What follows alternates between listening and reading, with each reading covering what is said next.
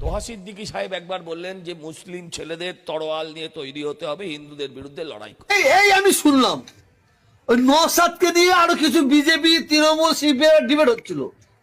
এই সজল ঘোষ নাকি আছে, সজল ঘোষ কথা বলতে করে, কথা ঠিক বলতে পারে না। ও সেখানে বক্তব্য দিতে ও এক জায়গায় বললো, ওখানে বললো যে আমি নাকি বলেছি মুসলমানদের তরোয়াল নিয়ে তৈরি থাকো। আমি নাকি বলছি মুসলমান তোমরা তরোয়াল নিয়ে তৈরি থাকো। এ সজল, সত্যিকারে তুই মায়ের যদি দুধ খাস, তোর বাপ যদি সত্যিকার তোর জন্ম দিয়ে থাকে, কোন জায়গায় বলেছিস প্রমাণ দে। প্রমাণ দিতে পারিস 10 লক্ষ টাকা তোকে দেবো।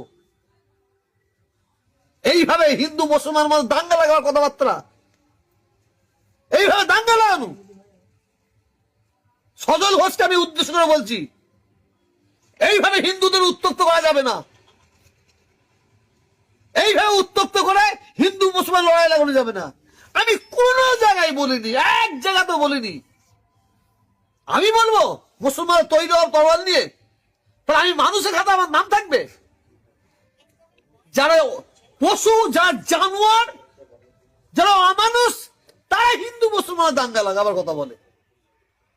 আমি এ কথা কোনোদিন বলতে পারি। সজল ঘোষকে 10 লক্ষ টাকা চ্যালেঞ্জ করলাম যে কোন জায়গায় আমি বলেছি মুসলমানদের তৈরি হওয়া তরোয়াল নিয়ে প্রমাণ করে দিক।